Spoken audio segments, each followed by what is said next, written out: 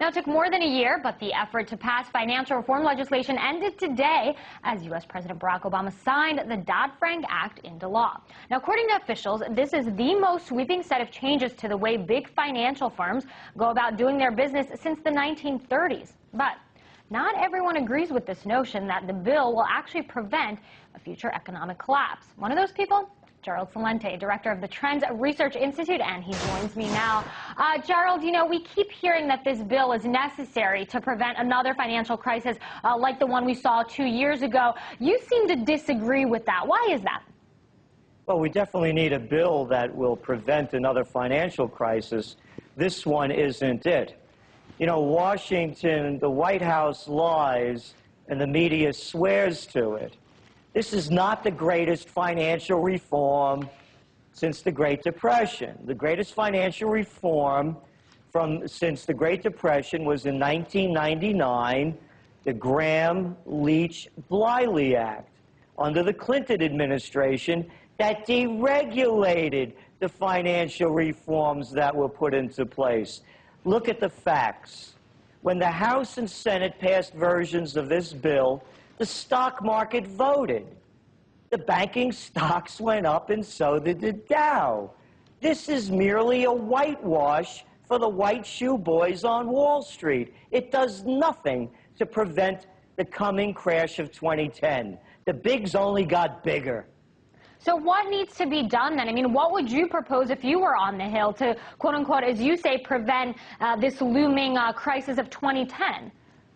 Well, number one, I'd get the Wall Street boys out of the White House. They're running the show, whether it's the head of the Commodities Future Trading Commission, whether it was the former Treasury secretaries, whether it's the assistant to the current Treasury Secretary, whether it's the current Treasury Secretary. First, you have to get the crooks out of the White House. Number two, reinstall the legislation that was put in place, such as the Glass-Steagall Act during the Great Depression, that prevented the banks from consolidating, which means becoming brokerage firms, investment banks, insurance companies, all under one roof, under the guise that they were going to create a one-stop financial supermarket. It was a one-shop financial super scam that now has 10 big banks controlling 80% of the assets.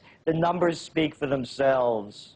So given your take on this particular issue and this piece of legislation, who do you look to, if anyone, in Washington, D.C. to execute what you're suggesting? I mean, is it the Democrats, is it the Republicans, or are you saying that everyone's sort of out of touch here and in bed with Wall Street? Well, again, they're not out of touch. You said it. They're in bed and paid off. Just look at the numbers. They're out there. How much money came from the financial sector and lobbying went on to water down this bill into the nothing whitewash it is. The only one that, to me, seems to have a firm grip on all of this is Ron Paul. Other than him, and another couple of others, Issa possibly, I don't know too much about his other statements and issues on this, but Ron Paul seems to be the only one with a firm grasp on how the Federal Reserve, for example, being ahead of the Consumer Protection Unit of this great financial reform. Yeah, how about putting the Bloods and Crips in control of law enforcement? So Ron Paul is really the only one that I see of any credibility. It's interesting that you mentioned the Federal Reserve because, of course, the legislation would establish a Consumer Financial Protection Bureau inside of the Fed. You're obviously not a fan of this institution in general, and neither is Ron Paul.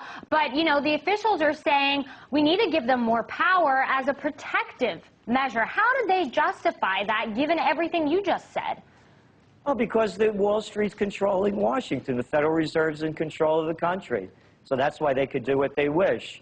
And, there's a very symbolic element to this as well. Look where President Obama signed the bill, at the Ronald Reagan Building in downtown Washington, the champion of deregulation. So Wall Street gets the message. It's business as usual for the white shoe boys. Now, you mentioned this a little bit earlier, but let's talk about this notion of too big to fail, because apparently regulators are going to have the power to take down failing giant financial firms. Help us understand how they could possibly go about doing that. And then we also have to consider that a lot of these reforms, or as you would say, supposed reforms, are going to take years to actually be implemented. So there are a number of years that Wall Street sort of has this wiggle room. Well, first of all, the whole issue of derivatives is a side issue. It was much bigger than that and much bigger than the subprime problem. Wall Street is nothing more than bookies and Brooks Brothers suits. Credit default swaps, auction rate securities, special investment vehicles. The whole thing is a rigged game. Number two, it's not going to happen under the legislation that's in place for reasons that I pointed out. And in terms that they're still playing the same games, and they've made the too big to fails entrenched. Look, 2/3 of the credit card action is controlled by 3 major banks.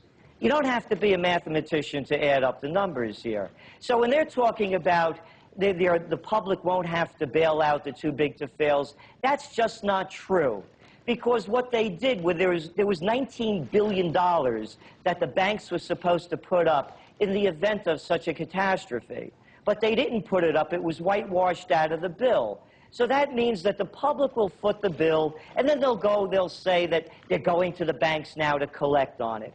So when the too bigs to fail, the public will again be left holding the bill.